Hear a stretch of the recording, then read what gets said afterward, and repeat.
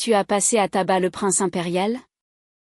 Mais l'empereur non seulement ne t'a pas exécuté, mais il t'a même recruté pour servir à la cour. Et il t'a même accordé la main de sa fille la plus chérie. Tout ça parce que tu as éveillé le système IOU, qui te permet d'obtenir n'importe quelle récompense à crédit. Tu étais à l'origine le fils du ministre des Finances, un haut fonctionnaire de la dynastie, le 4e jeune maître de la résidence Ning. Mais tu as été abandonné par ton propre père dès l'enfance. Et ta mère est morte jeune. Tu n'as été ramené à la résidence qu'à l'âge de 12 ans. Tu pensais pouvoir enfin vivre une belle vie. Mais tu ne t'attendais pas à ce que ton retour ne soit qu'un complot. C'est là que ton cauchemar a commencé. Tu as donc décidé de devenir indépendant? Et gagner de l'argent est devenu ta priorité absolue. Toi, un ancien commandant d'élite des forces spéciales, te retrouves à être battu et à souffrir du froid constamment. Tu plains le sort de ton prédécesseur tout en rageant de sa passivité. Contraint. Tu t'es renommé le petit frère de Bai Juyi, Bet Yao, Iou. Dès lors, tu as connu une ascension fulgurante, corrigeant ton père, matant ton frère, et te faisant un nom. Mais aujourd'hui, tu es dans un piteux état. Tu viens de te faire passer à tabac par ton soi-disant cher frère. Tu as 2 côtes cassées et tu es cloué au lit, incapable de bouger, laissant à elle d'argent que tu avais durement gagné sous le nom de Bet Yao t'ont été volés. Mais ton père s'est soudainement mis à prendre de tes nouvelles. Et même tes conditions de vie à la maison se sont améliorées. Tu ne comprends rien à ce changement radical d'attitude de ton père? Mais peu importe. Ton objectif principal est de gagner de l'argent rapidement pour quitter cet endroit qui dévore les gens. Récemment, tu as vendu beaucoup de poèmes sous le nom de Bet Yao. Tu as même rencontré des membres de la famille impériale, bien que tu ne saches pas exactement qui ils sont. Tu supposes qu'ils sont de la parenté de l'empereur, car seul eux pourraient te présenter au vieux général Shen. Quelqu'un capable de ça ne peut pas être une personne ordinaire. Le vieux général Shen est un grand guerrier de la dynastie Tianxuan. Malheureusement, il a perdu une jambe dans une embuscade sur le champ de bataille il y a 3 ans. Depuis, il noie son chagrin dans l'alcool. Justement, le premier jour où tu es sorti vendre tes poèmes, un noble t'a demandé de composer un poème pour le général Shen. Sous la lampe, examinant mon épée, je rêve de retourner au camp. Le son du corps résonne sur des centaines de lits. Les troupes se partagent le butin. Les mélodies barbares s'élèvent au-delà des remparts. En automne, nous passons les troupes en revue, chargeant l'ennemi comme le vent, 30 rapides comme l'éclair. Accomplir la volonté du souverain, gagner la gloire de son vivant et après sa mort. Hélas, 31 les cheveux blancs apparaissent. Tu ne pensais pas qu'un poème plagié te rapporterait 100 taels d'argent et ferait de toi un grand talent littéraire de renom. C'est ainsi que tu as rencontré le général Shen, qui te cherchait partout, et que tu t'es fait un ami. Tu pensais que ta vie serait désormais un long fleuve tranquille. Mais ce jour-là, après ton entraînement, alors que tu allais profiter d'un repas chez le général, un serviteur est venu t'annoncer que quelqu'un te demandait. Tu es allé voir? Perplexe. Devant la résidence du général, une calèche luxueuse était garée. Alors que tu t'interrogeais, le rideau de la calèche s'est soulevé, révélant un visage noble. Lanchine. Monte. Lanchine est le pseudonyme que tu utilises pour vendre tes poèmes. C'est ton noble bienfaiteur, qui cache également son identité. Tu supposes que c'est un parent de l'empereur? Mais ça t'est égal, tant qu'il te paie. Dans la calèche se trouvait le fils de ce noble. Tu t'es ressaisi. C'était Xuan. Ton nouvel ami. Jeune maître Xuan. Que me voulez-vous? Le jeune maître Xuan a dit en souriant. Avez-vous le temps? Je vous invite à déjeuner. Tu as hésité. Je dois m'entraîner cet après-midi. Laissons tomber. Ce n'est pas grave. Un repas rapide ne retardera pas vos affaires. D'accord. Alors. Tu as sauté dans la calèche. En entrant, il a dit, allons au pavillon Tianfu. Tes yeux se sont illuminés. Le canard laqué du pavillon Tianfu est une spécialité de la capitale. Dommage que tu n'en aies jamais goûté. Tu as demandé en souriant, jeune maître Xuan. Vous me cherchez pour une raison précise. N'est-ce pas? Le jeune maître Xuan a demandé avec un sourire. Pourquoi cette question? En tant qu'ami, ne puis-je pas simplement vous inviter à déjeuner? Tu étais méfiant. Vraiment rien? Après tout, son statut est élevé. Bien que ce ne soit pas dit. Tu avais tes propres suppositions. Toi, un simple fils renié par son père? Tu n'avais jamais pensé te lier d'amitié avec un si noble jeune homme. Quand son père vous a présenté, tu as pensé qu'il s'intéressait seulement à tes poèmes. C'est juste un simple repas, a dit le jeune maître Xuan. Tu as haussé les épaules. D'accord. Je pensais que vous vouliez me commander un poème. Et si c'était vraiment le cas? Vous voyez? Je savais que vous aviez une arrière-pensée. Dites-moi quel genre de poème vous voulez. Puisque vous m'offrez le repas. 60 je vous ferai un bon prix. Le jeune maître Xuan a ri. Encore de l'argent? Tu l'as regardé comme s'il était un idiot. Même entre frères. Les bons comptes font les bons amis. L'amitié c'est l'amitié. Les affaires. 63 c'est les affaires. Je déteste les profiteurs. Sauf moi. As-tu ajouté en pensée? Le jeune maître Xuan a demandé curieusement. Êtes-vous à court d'argent? Évidemment. Qui n'en manque pas? Tu as sorti quelques pièces d'argent. Regardez ça. C'est tout ce que j'ai. Vous avez déposé 500 taels d'argent chez mon père. Ne croyez pas que je ne le sais pas. Tu as levé les yeux au ciel. Mon ami. Est-ce que 500 taels? C'est beaucoup? Toute ma famille est morte. Je suis tout seul. Je dois bien. 69 acheter une maison. Celles de la capitale sont trop chères. 500 taels suffisent à peine pour la périphérie. Et puis 70 je devrais me marier et avoir des enfants. Je dois préparer la dot à l'avance. 71 vu ma situation. Quelle fille voudrait m'épouser sans argent? Tout ça coûte cher. 72 mais 500 taels sont loin. 73 d'être suffisant. Le coin de la bouche de Xuan a tressailli. Toute votre famille est morte. Il semble que votre vie chez les Ning est vraiment très difficile. Sinon, vous ne diriez pas des choses aussi irrespectueuses. Il a aussitôt souri. Avec votre talent, si vous vous manifestiez en admettant être Lanchine, je ne sais pas. Combien de jeunes filles de bonne famille se battraient pour vous épouser? Jamais. L'homme craint la renommée comme le porc craint d'engraisser. L'arbre qui dépasse de la forêt sera abattu par le vent. Je veux juste gagner de l'argent. Pas être célèbre. Et pour cause.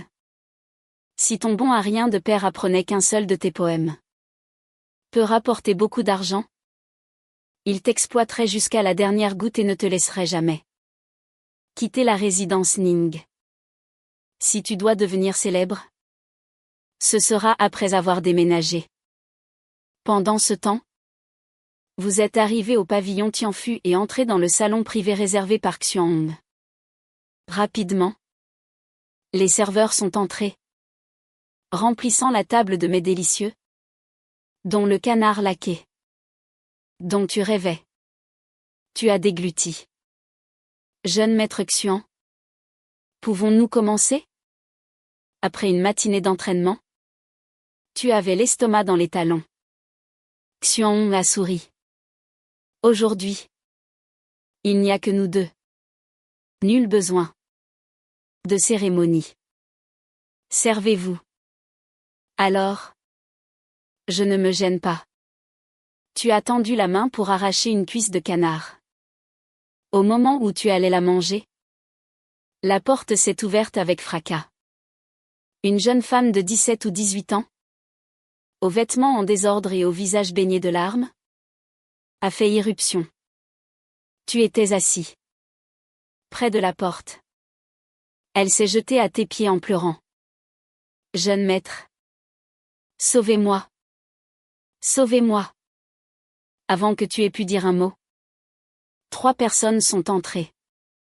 À leur tête, un jeune homme richement vêtu, le visage rougeaud, empestant l'alcool et titubant.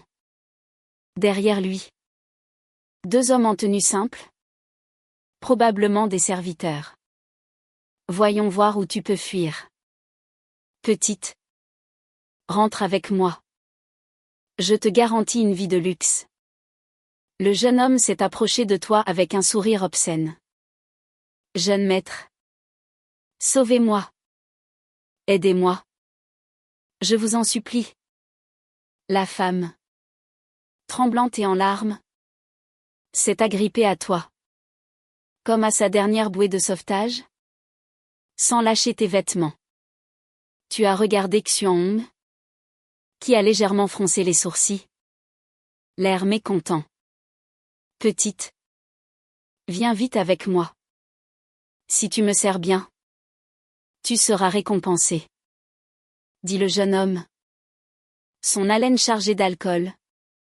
Le visage lubrique. La femme a supplié amèrement, jeune maître. Je vous en prie. Laissez-moi partir. Je suis déjà fiancée. Pitié. Épargnez-moi. Fiancée? Et alors? Romps tes fiançailles. Qui oserait refuser une femme que je convoite? Rentre sagement avec moi. Sinon, un seul mot de ma part. Sans si c'est demain, toute ta famille finira en prison.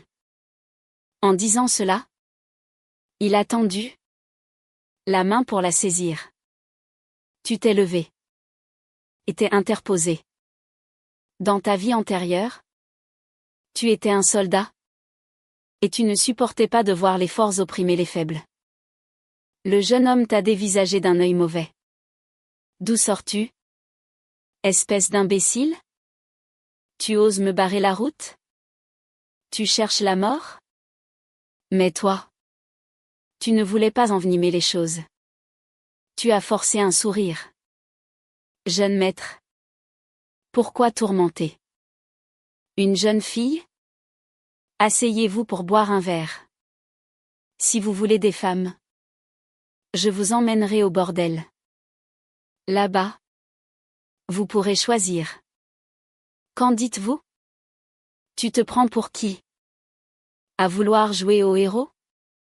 Sais-tu qui je suis? Un serviteur a pris la parole, menaçant.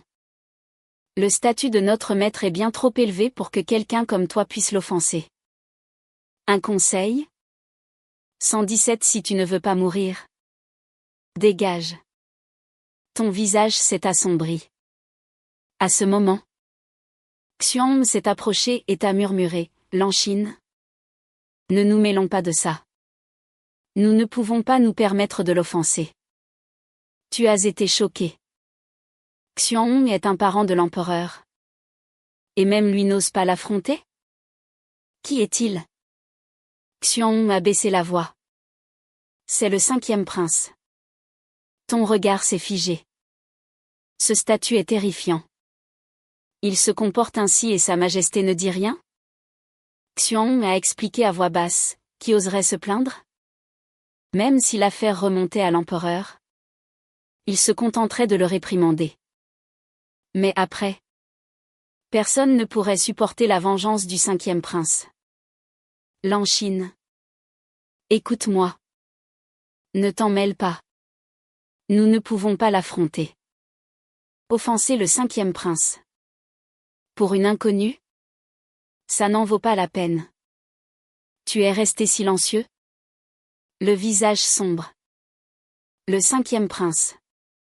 Tu ne pouvais effectivement pas te le permettre. En cette ère de pouvoir impérial absolu, provoquer un prince revenait à défier l'autorité impériale? Un crime passible de l'extermination de tout son clan. Alors tu as dit, jeune maître Xuan. Je sais que votre statut est également très élevé. Pourriez-vous aider cette jeune femme? Xuan a secoué la tête. Désolé. Je n'ai fait que croiser le 5e prince. On ne peut même pas dire qu'on se connaît. Je ne peux pas. 131 l'aider. Ton visage s'est assombri. Tu t'es dit, ce n'est pas que tu ne peux pas. C'est que tu ne veux pas l'offenser. Et emmenez-la moi. A ordonné le prince avec un sourire lascif. Ces deux hommes se sont avancés, ont saisi les bras de la femme et l'ont tirée vers la sortie. Fragile comme elle l'était, comment aurait-elle pu résister à deux hommes robustes? Elle a été traînée de force. Jeune maître, sauvez-moi. Je vous en supplie. Jeune maître, aidez-moi. La femme te regardait, suppliante. Xuan a répété. Lanchine. Ne sois pas impulsif. Nous ne pouvons rien y faire. 139 Le 5e prince pourrait nous anéantir si facilement. La femme a finalement été traînée dehors. Xuan a dit. Lanchine. Continuons à manger. Faisons comme si rien. 141 ne s'était passé. Cette femme n'est rien pour nous. Pas la peine de te mettre en danger pour elle. Tu es resté silencieux? Le visage livide. Dans ton esprit, tu revoyais le regard désespéré de la femme au moment où on l'emmenait. Soudain, tu as pris une profonde inspiration, comme si tu avais pris une décision. Jeune maître Xuan, bon appétit. J'ai fini. Adieu. Sur ce, tu t'es dirigé à grands pas vers la porte. Tu as descendu les escaliers et t'es précipité vers la sortie.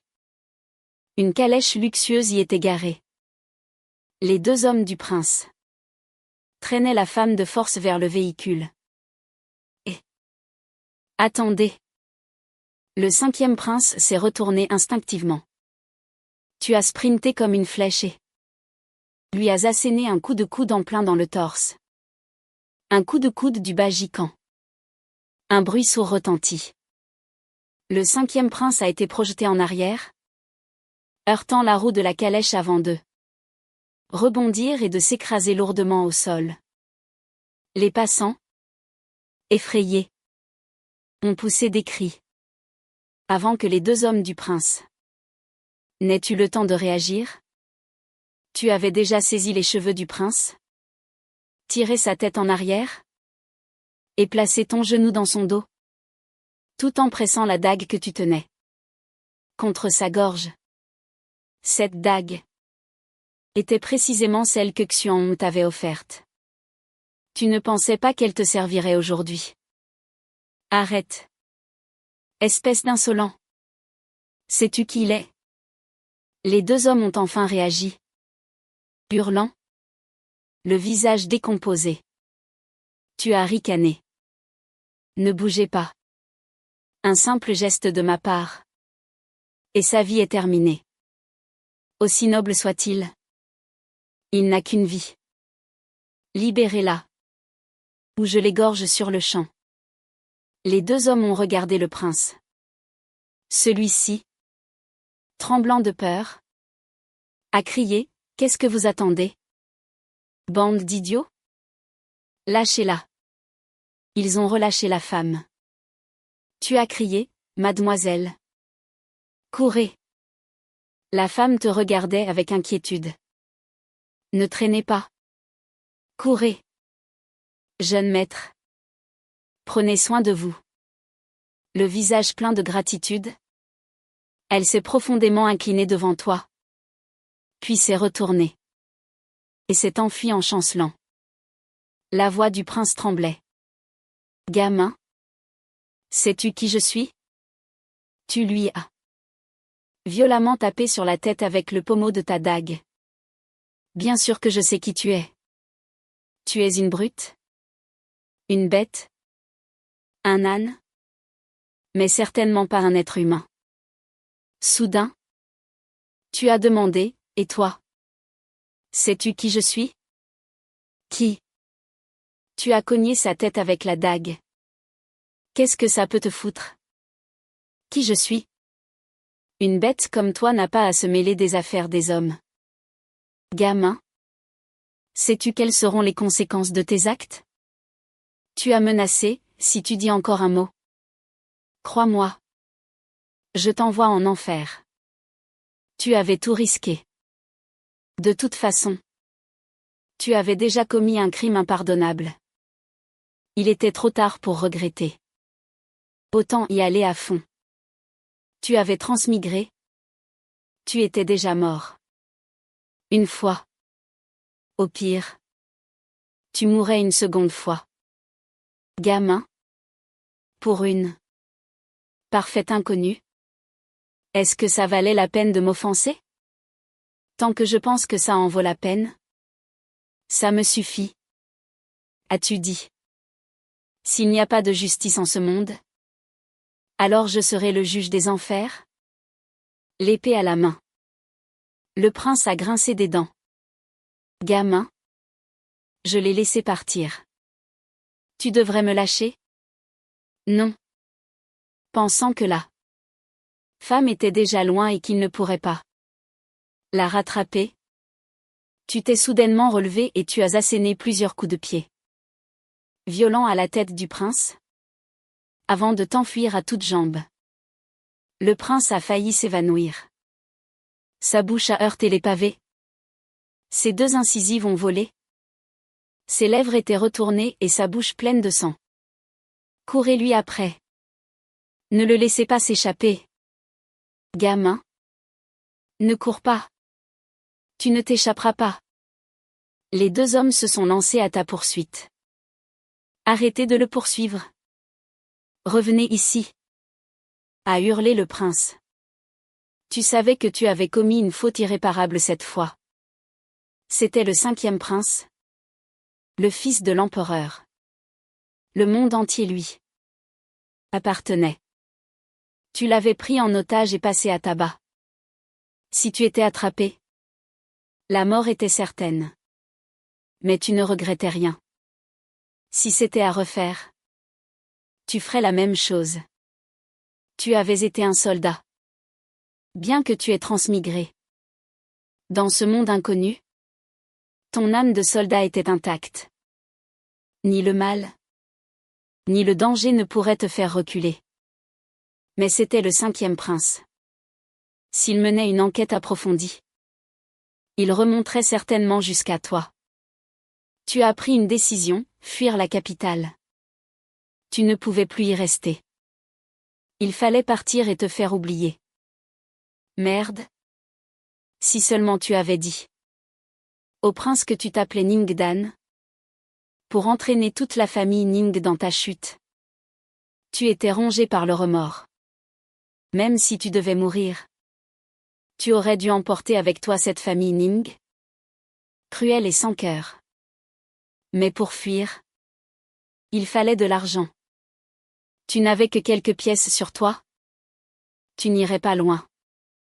Après un moment de réflexion, tu t'es dirigé vers la résidence du général. Pendant ce temps, Le 5e prince était avec Xuanhong. Ce 5e prince était un imposteur. Sa véritable identité était l'un des gardes du corps personnel du prince héritier, nommé Ruyan. Et le Xuanhong que tu connaissais était en réalité le prince héritier. Ta blessure? Ça va. Ruyan? Se tenant la poitrine. Il a répondu, Votre Altesse. Mon sternum est brisé. Le prince a froncé les sourcils. Sa technique de combat est-elle si terrible? Ruyan a répondu, Ses mouvements sont étranges. Toute sa force est concentrée dans son coude. Il est aussi rapide qu'un léopard. Heureusement. Sa force est encore limitée. Sinon je n'aurais pas seulement le sternum brisé. Votre Altesse? Pardonnez-moi. C'est parce que j'étais ivre que ma réaction a été lente. Le prince a fait un geste de la main. Ce n'est pas ta faute. C'est moi. Qui t'ai fait boire? De peur que tu ne joues pas assez bien le rôle. C'est moi qui ai mal réfléchi. Je ne m'attendais pas à ce qu'il soit si doué.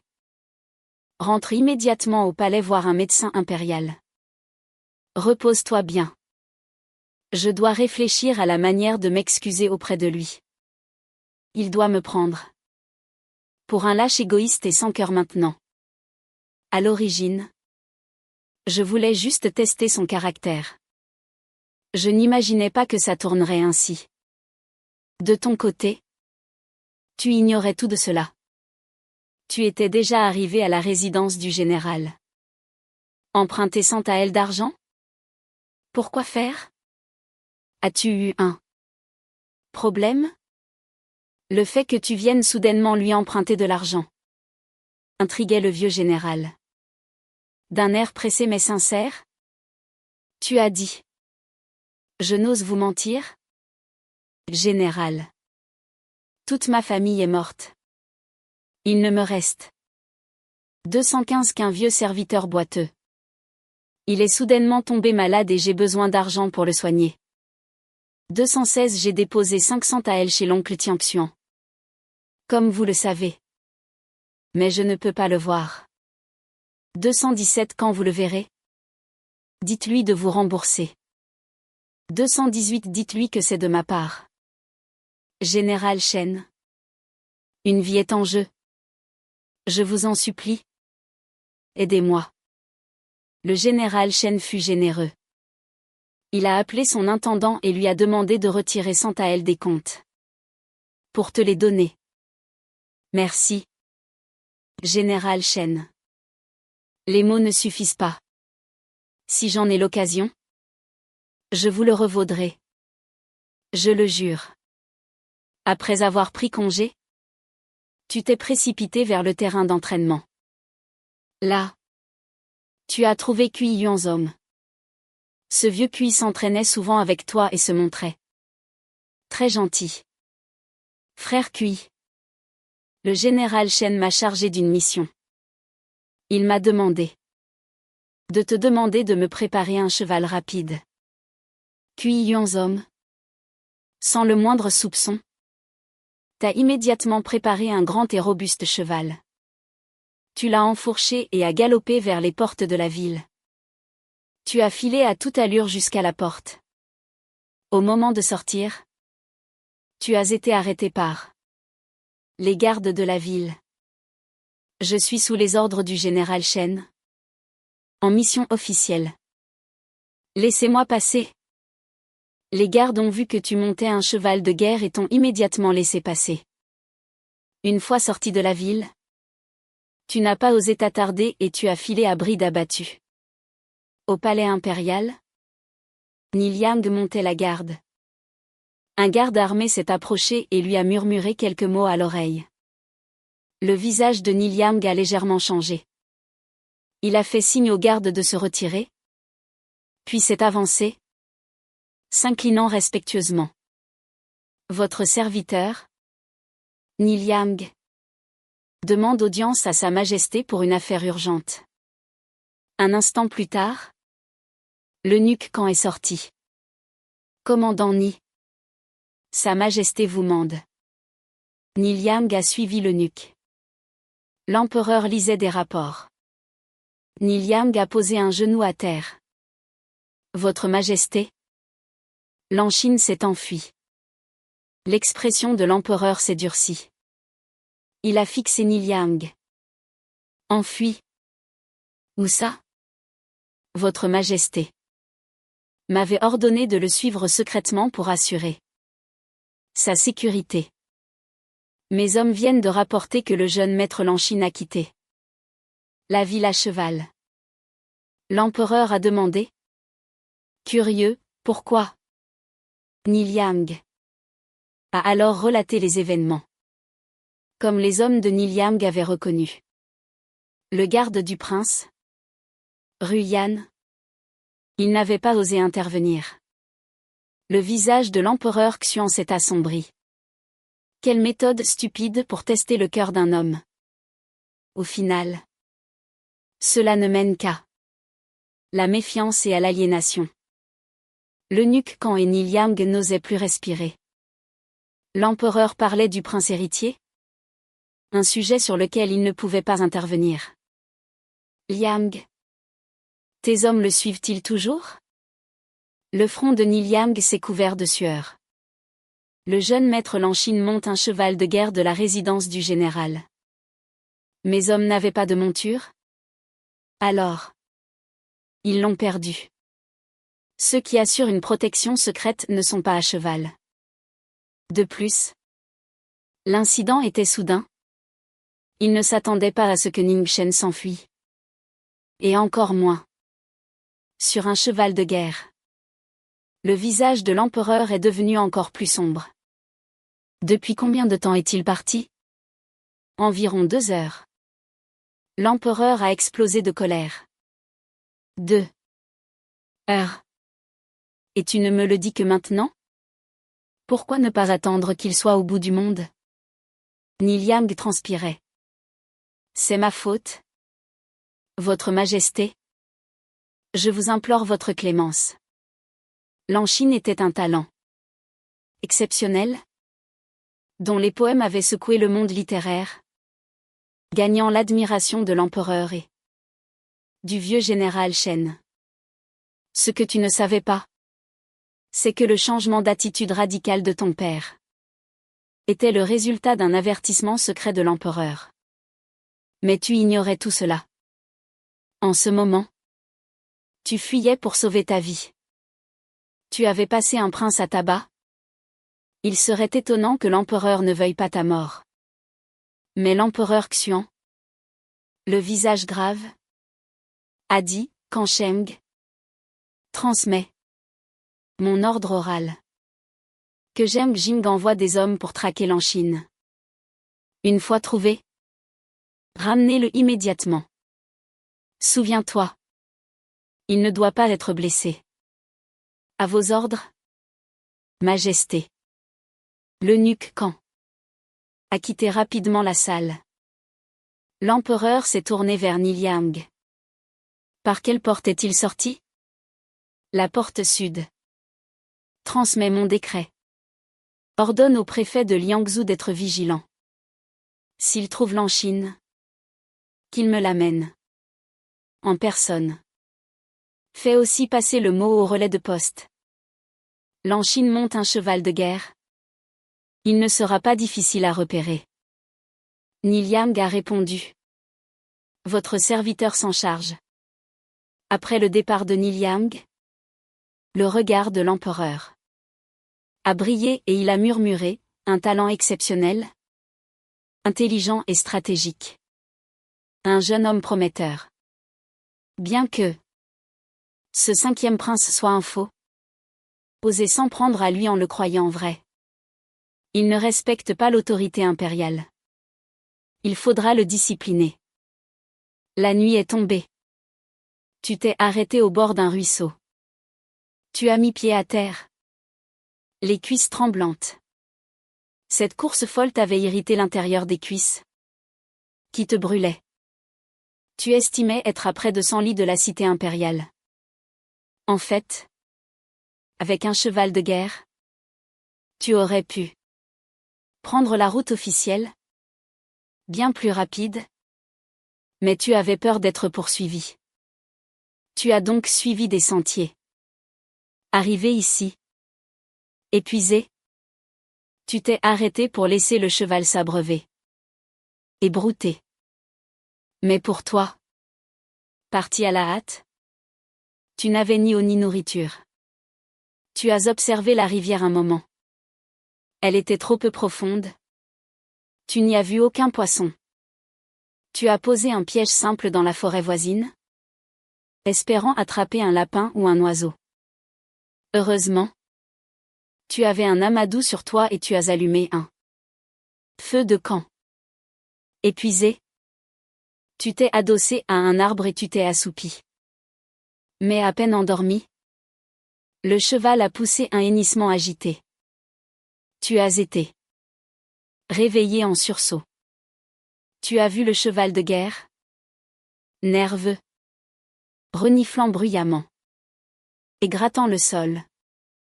Avant que tu ne comprennes, un hurlement de loup t'a glacé le sang. Merde. D'après le son, les loups n'étaient pas loin. Tu t'es précipité, a détaché les rênes, lui a donné une claque sur la croupe. Cours.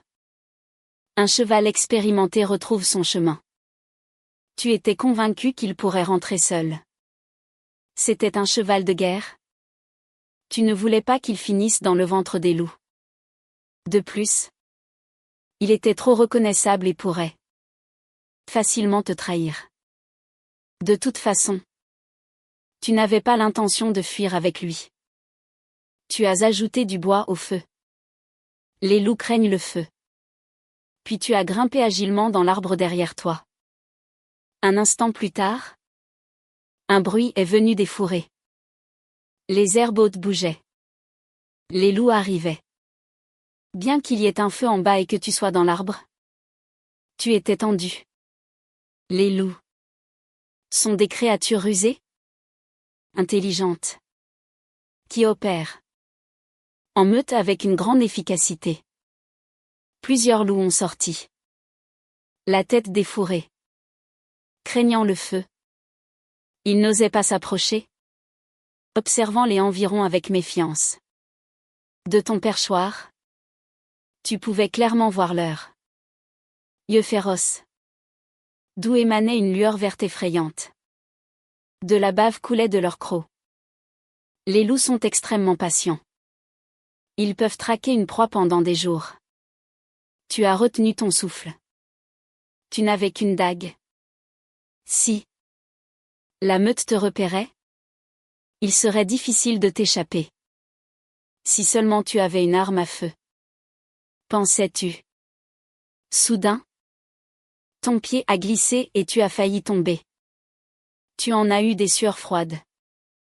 Mais ce bruit a alerté la meute. Des grognements sourds ont retenti. Tu as eu un sourire amer. C'était la loi des séries. Mais au moins, dans l'arbre, tu étais en sécurité. Les loups ne pouvaient pas y monter. Le problème, c'est que tu étais coincé. À ce rythme, tu serais bientôt rattrapé. Et en effet, le lendemain matin, alors que tu avais à peine survécu à la nuit, épuisé et affamé, après tout, tu n'avais pas déjeuné la veille avant de jouer. Les héros. Un bruit de sabots s'est fait entendre, se dirigeant vers toi. Tu t'es raidi. Debout sur une branche, tu as vu plusieurs cavaliers approcher. Quand ils se sont rapprochés, tu les as reconnus. Tu t'es vite accroupi, te cachant derrière le tronc. Il y avait 5 hommes, vêtus d'armures d'écailles et portant de longs sabres. Ce sont les hommes du bureau d'inspection? Tu savais que ce bureau n'obéissait qu'à l'empereur. Tu avais blessé le 5e prince. Ils avaient certainement été envoyés par l'empereur pour t'arrêter. Ton cœur s'est serré. J'ai perdu trop de temps ici. Ils avaient dû suivre les empreintes de sabots pour te trouver. Il y a des cendres ici, a dit l'un d'eux, descendant de cheval et s'approchant des restes du feu. Il a tendu la main. C'est encore tiède. Il ne doit pas être loin. Dans ton cœur, tu priais. Ne levez pas la tête. S'il vous plaît. Ne levez pas la tête. S'il levait la tête, il te verrait.